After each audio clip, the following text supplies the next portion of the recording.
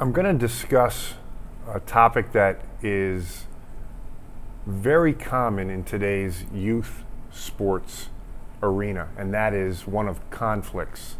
When sports conflict with one another, they overlap. They happen to be at the same time, or they overlap.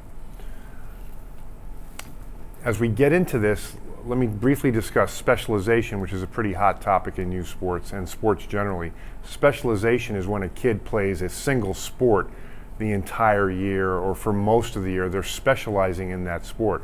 We are completely in disagreement with that.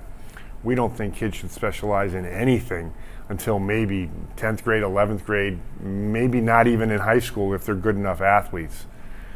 But the point is, with regard to conflicts, we don't think kids should ever play two sports at the same time.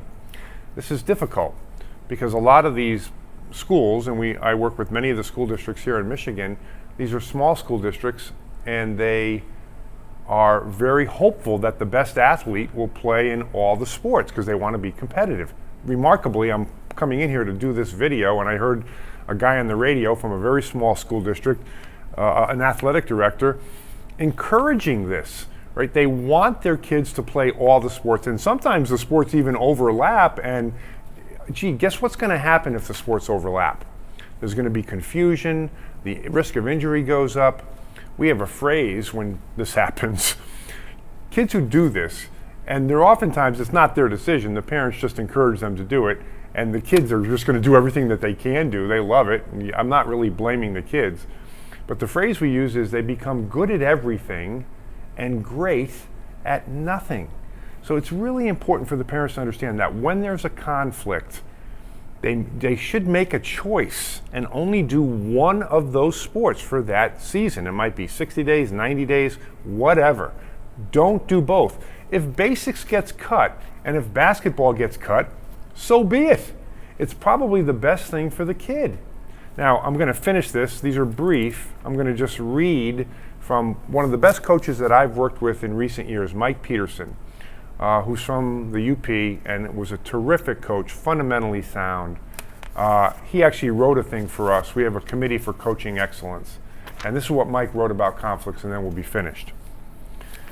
We send the wrong message to kids when we allow them to miss practice, or worse yet, show up late or leave early due to a conflict with another activity.